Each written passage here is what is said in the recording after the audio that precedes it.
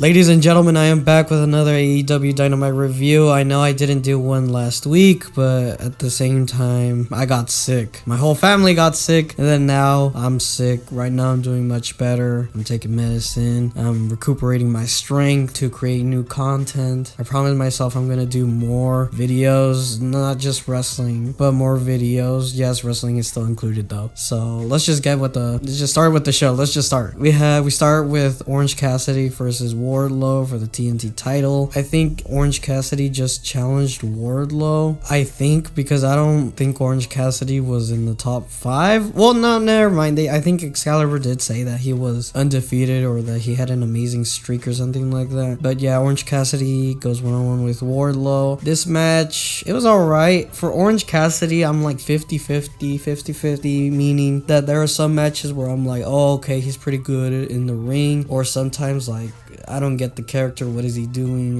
This is just getting annoying. I'm gonna just skip this match, you know? But this one was pretty interesting because, you know, Wardlow, he's protected. He's a big guy. And Orange Cassidy is also a fan favorite. Like, I'm pretty sure a lot of the people cheered more for Orange Cassidy than for Wardlow. And Wardlow's over. He's, you know, TNT champion. But people love their Orange Cassidy. So it was really hard to see who was the most popular because they're both baby faces and they're both well liked. But at the same time, Orange Cassidy, I guess, has the most better fan reaction, I guess you could say. But yeah, there's some good spots. Like Wardlow rips off Orange Cassidy's pockets, so I guess he doesn't use the power of the pockets anymore. That sucks. There's a lot of like shtick going around, which I guess it's not good for me. I didn't really like it, but yeah, we had a lot of shtick. It ends with Wardlow hitting one power bomb for the W. It was a good match, I guess, for both of them. It's better than expected. That's all I'm gonna say. It's better than expected, and it could have been much worse. But yeah, this match was good. I don't even know why this match happened because it doesn't make sense. I don't really like seeing face versus face if they're not good technical wrestlers. You get what I'm saying? Like, I don't mind seeing like a Daniel Bryan versus CM Punk where they're both baby faces, but because they're both good talkers and good wrestlers, you could kind of excuse that. But when it's two people whose gimmicks are babyface related but can't work heelish, it's really hard to see because Wardlow was more of the heel, but he was just like not paying attention to Orange Cassidy's, you know, antics with the whole pocket stuff and not caring attitude, and you really can't make Orange Cassidy a heel. So that was probably the biggest problem with the match, but it was alright for what it is. After that, we get a Chris Jericho promo talking about Eddie Kingston. Next week they're gonna have a shark cage death wire death match type deal. I think they're doing that. I've heard the AEW is doing like a shark theme because of Shark Week, you know, with TBS and TNT and all that stuff. So they're gonna have that. Chris Jericho's bringing back the Painmaker. I think that's how you say it. He was used more in Japan, so not a lot of people in the States know about the Painmaker. I think he did a couple of appearances, like when he fought Nick Gage, but that's pretty much it. We don't really see that much of the Chris Jericho. All I'm happy is that this feud is probably gonna be over because I'm tired. I want to see Eddie Kingston go for the title or go for another heel. I want to see Chris Jericho do something else because he's in good shape. I'm tired of this feud. Blood and Guts was how the feud should have ended, but they're extending it even longer. And with the Wheeler Yuta and Daniel Garcia match that's happening, I don't even know if they might even extend it even longer. You know, they're probably gonna extend it even more. But yeah, Chris Jericho, you know, does the promo. It's a pretty good promo. After that, Eddie Kingston responds, and last time, because Chris Jericho, gets like 5 minutes. Eddie Kingston's like, oh, I only got 1 minute. He has to vent about, you know, Ortiz's hair and Ruby Soho's arm or hand that was broken. So they're gonna vent. They're gonna have a bloody match, I bet, next week. And yeah, that's pretty much it for that. After that, we have Jon Moxley versus Konosuke Takeshita. This match was good. It was alright. I don't know. I like this match was good, but I knew that Takeshita was gonna lose, even though it's like one of those WWE matches where if you beat the champion, you get a, you know, championship match. Even though you beat the champion already, you're beating the champion for a chance at the championship. You know, I agree with Becky Lynch. This is a stupid rule, but I guess AEW try to make it work. Like, I guess they're trying to make it work with, you know, Jon Moxley. He's a fighting champion. He's gonna take on everyone. He wants to see everyone bleed. So you have that. You know, they should compare Jon Moxley with like a rabid Rottweiler, because that's basically what he is. He bit like Takeshita's head, and I don't know if he busted his nose or if that was just residue from Takeshita bleeding. I think he bladed, but I'm not sure. But But anyways, Takeshita bleeded, and then John Moxley started biting his head, and that's how AIDS is transferred, but never mind that. The match was good. It ends after John Moxley hits like 2 paradigm shifts and the Bulldog choke for the W. Good match. I'm more interested in Takeshita because he has a lot of potential. A lot of people like him. I can see why. He's really good in the ring, and with him being in AEW, they're slowly building him. I know people already want him to be AEW World Champion or TNT Champion. I'm like, that's too soon. No, I agree with Tony Khan.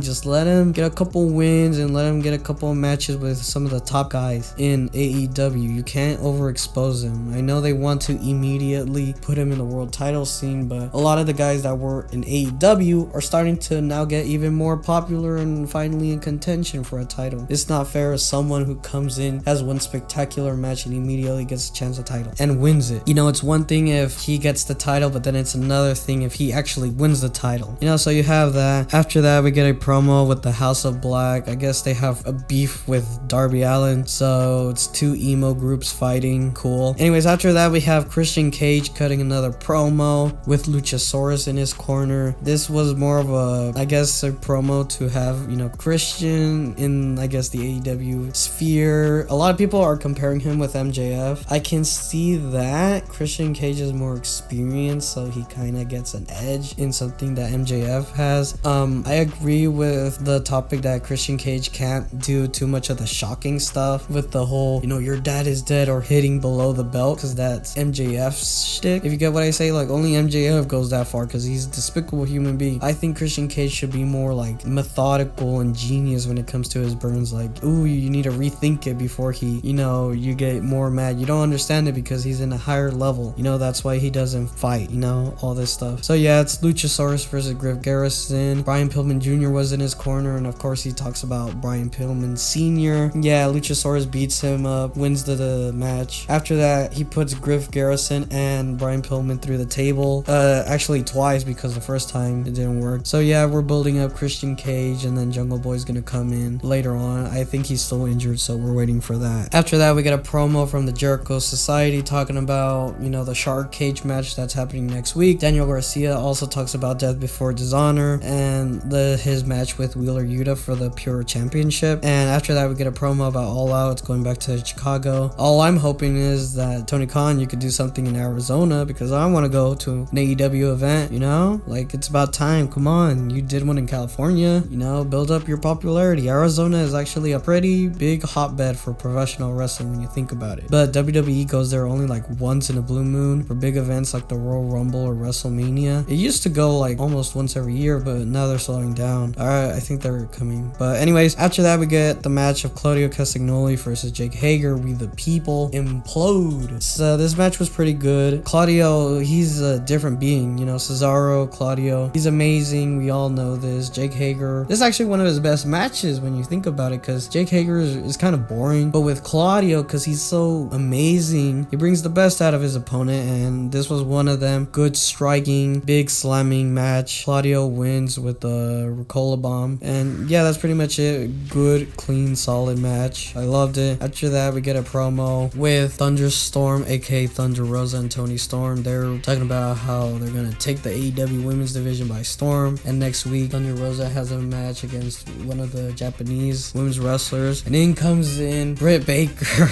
Of course, Britt Baker has to come back, and of course the AEW fans eat it up. I'm not gonna lie, I'm tired of Britt Baker. I don't want to see her anymore, but she's kind of right when she's like, you know, the people want to see her, and they're right. People want to see Britt Baker for some reason. I want to see Jamie Hayter. That's what I want to see. You know, I want to see her. But yeah, it seems we're probably gonna get a rivalry. There's a chance we might see a match between Britt Baker and Thunder Rosa, because they are the 2 top women in the company. I was thinking maybe a triple threat with Tony Storm turning heel eventually, or not heel, but her wanting a chance at title. But yeah, I guess we have that to go on. But then we have Serena Deeb versus Anna Jay. This match was predictable. Serena Deeb wins easily, even though it was Anna Jay's home, you know, home state. She loses. Mercedes Martinez comes in for the save when Serena Deeb doesn't let go of that leg lock, and they're preparing for their match at Death Before Dishonor for the Ring of Honor Women's Championship. So we have that going on. After that, we get a couple of promos. The baddies talk about how how, Chris Statlander and Athena beware because the baddies are coming.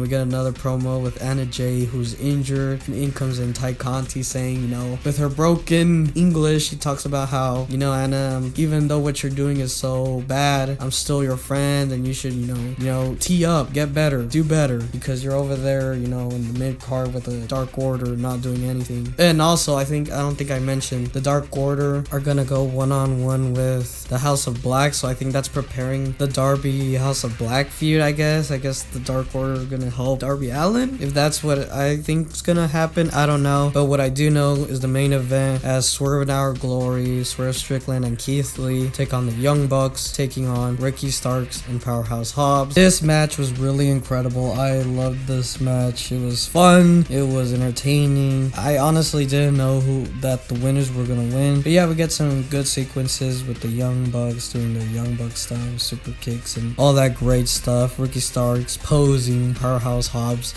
being incredible with his power, Keith Lee and Swerve Strickland just being Keenan and Kel basically. This is a good match. The ending was incredible with them throwing everyone in the ring outside. I think my favorite part was Keith Lee doing a big old top rope splash into like the majority of the people, and then Swerve Strickland takes advantage, hits the stomp for the big W, and now we have new AEW champions. Swerve Strickland and Keith Lee, Swerve and Our Glory are the new AEW world champions. I don't know what to say. I thought we were gonna do a winner takes all thing with FTR and the Young Bucks. I thought that was what we were gonna do. Like, I'm not gonna lie, that's what I thought that FTR was gonna come in after the Young Bucks basically beat them, and they're gonna challenge them for All Out or something like that. But no, that's not what happened. I don't know what's gonna happen now. I love Swerve Strickland and Keith Lee, but I'm just confused on what's gonna happen with the booking. I don't know if they're gonna do something else. Maybe the Young Bucks are gonna get even more insane, but the fact that they lost and they're gonna try to attack FTR to prove that they're the best wrestlers in the world, because last week the Young Bucks were doing a promo to prepare for this week's match, and they got interrupted with a big FTR chant. So big L's for the Young Bucks today. But that's pretty much it for the AEW review. New champions, matches are have been promoted for Rampage and next week's Fyter Fest Part 2, Electric Boogaloo. I'm trying to do more videos. I've just been so sick lately, and I'm gonna do more reviews, not just of AEW. I'm getting ready with the format for WWE. Whenever I do a WWE review, I know a lot of people probably don't watch this. They prefer me doing other content, JoJo, just something else. But this is the only thing that I could put out as fast as possible without taking time editing or doing any type of audio recording, just stuff like that. So I apologize for not doing stuff. I know things are becoming more difficult, with life and stuff. So hopefully I can get through this and just put out more bangers, because I know that's what you guys expect of me. And yeah, see ya.